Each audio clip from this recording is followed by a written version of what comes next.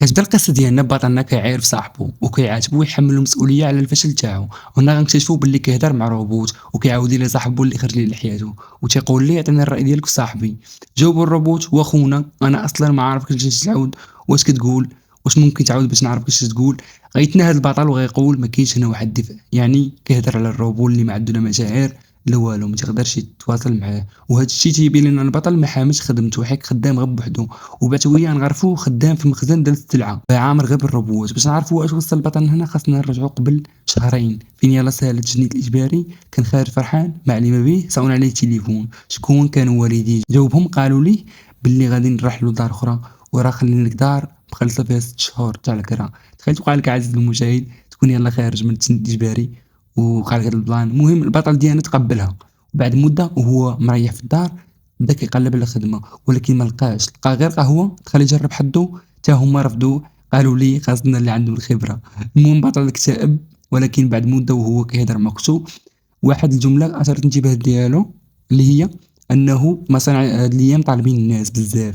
المهم هو تقدم وها هو كيشوف في السقف، يعني قبلوه، يعني قبلوه واخا هكاك نادم على هاد الخدمه حيت فيها غير ربوات. المهم واحد شويه جا المدير تاعو قال ليه جيب الطون من المخزن رساله. البطل مشى تيقلب مع شافو مع طلاب يجبدو، هو يتسد الباب بداش يحاول يفك والو، عيط للمدير في التليفون والو، بغى يعيط ل 119 ولكن خاف لا يدير المشاكل المدير تاعو. المهم قال نبقى نسهل واحد شويه يجيو ينقذوا لي.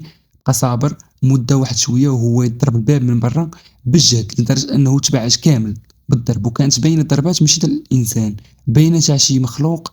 البطل عرف هذا الشيء وتسمر في بلاصتو من الخوف. شويه غلقاو بلي البطل داز عليه 3 ايام ومحبوس هنايا حتى واحد ما جا نقطو، يعني طاري شي حاجه برا، طاري شي بلان.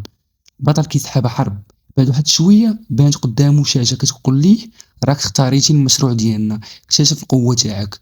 وكتقول ليه القوه ديالك هي التخزين، يعني الفضاء الفرعي. خونا بقيتي تشوف وقال اخيرا سطيت. قال المهم صبرت انا 3 ايام، هذه راه معجزه. ملي صبرت انا 3 ايام قال ملي سطيت اجي نجربوا هذا العجب مع. قال بغيت نخزن هاد البلاصه اللي فيها انا، يعني المخزن، يعني المكان اللي كان خدام فيه. مع قالها جابوا النظام قال لي واش متاكد؟ البطل قال لي متاكد. مع قالها مع صاب راسو في الدوس. البطل صدم وبدا كيشوف في جنابه الناس ميتين على الحرب كانت هنايا. بعد لحظات بان خير وراه كبير، بحال تا شي دب اولا شي كائن كبير في الحجم. المهم بطل ما فكرش بزاف، طاح الترديك بلا ما يشوف وراه. مع شاف وراه بيشوف شكون اللي كاين وراه، كيلقى كائن ما عمر شاف بحالو في حياته، اللي هو الاورك. الاورك هو كائن خيالي. المهم اورك تبعه وكان معصب. مع قرب الاورك من البطل تاعنا تفتح النظام وسولو باللي كمل التحميل تاع المخزن اللي طلب منه يخزنه، وقال ليه واش بغيتي تدخل ليه. جاوب البطل بلا ما يفكر. في لحظة انتقل البطل من البلاصة اللي كان فيها إلى بلاصة أخرى اللي هي المخزن اللي كان خدام فيه. وتنشوف البوابة قدامه، الأورك محبوس ما قادرش يدخل. سول البطل مع راسو واش ما قادرش الأورك يدخل عنده. جاو الروبو موراه فجأة قال لي ما يقدرش يدخل بدون الإذن ديالك. والبطل المهم بان النظام تاعو قدام وجهه، اللي أول مرة غادي يدخل هنايا غادي نعطيوك مكافأة واللي هي حجر مانا واحد. وحجر مانا هو واحد الحجر كيكون في الوحوش الأسطورية، منهم أورك اللي قدامه دابا. المهم أورك قاطع التفكير ديال البطل ضرب. الأورك كان جاعر. عاود البطل سول الروبو واش متأكد أنه ما يقدرش يدخل عندي هنايا. هنا غنكتشفوا بلي هاد البلاصة باش تبقى خاصة أحجار المانا، وباش تولد البطاقة خاصة أحجار المانا حتى هي.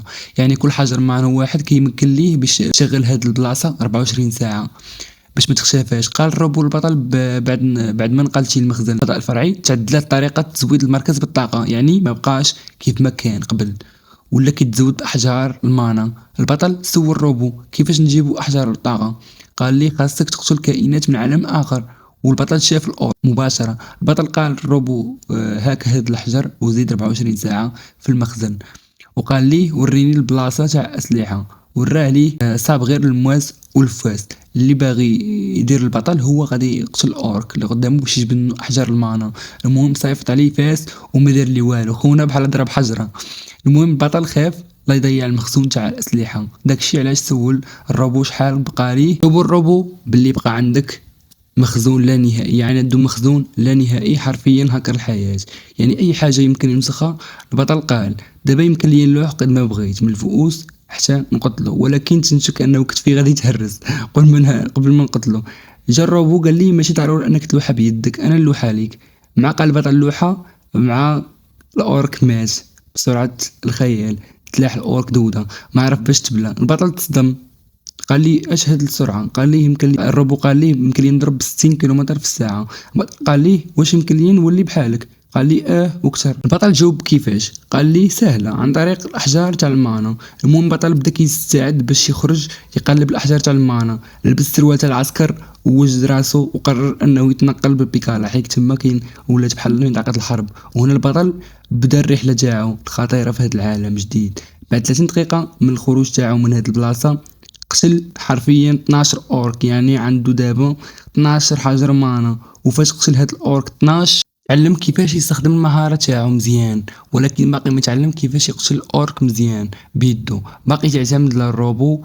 واكتشف باللي القدرة تاعو تتمكنه من جمع الاحجار مانا بدون ما يجمعهم هو بيدو. فجأة مع خرج شاف شنين في السما مباشرة، سمع شي حد يطلب النجدة.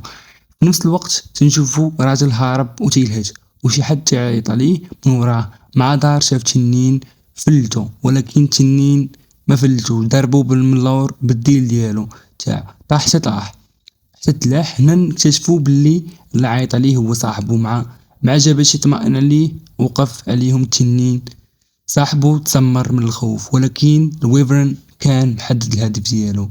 مقاش صاحبنا دار والو لخونا، صاحبنا ما قدرش يساعدو تيترعد حكمة قاد يدير والو.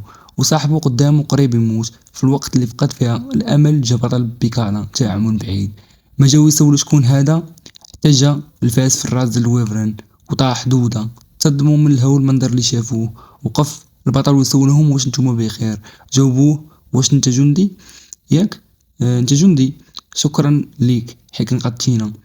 قال لهم لا شكرا واجب، ولكن انا ماشي جندي. قالوا لي يعني عندك قدرة؟ قال البطل يعني تتفهم في قدرات؟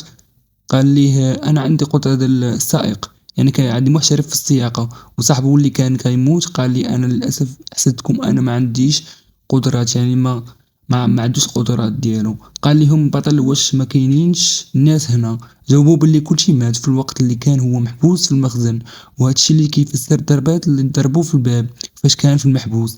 قالوا لي ولكن كاينين اللي نجاو، كاينين اللي في محطة ديال المترو، وكنعرفوا باللي تا هما ما جاو من تما وتيقلبوا على مركز اللي كان خدام فيه البطل. ما عارفينش باللي البطل خازنه. المهم قالوا لي ملي ساعدتي هنا الا ما كانش عندك فين تبات او لا في البلاصه اللي ما عندكش فين تعيش حنا نرحبوا بك. بديت يفكر البطل، قرر يمشي حيك خاصينو معلومات.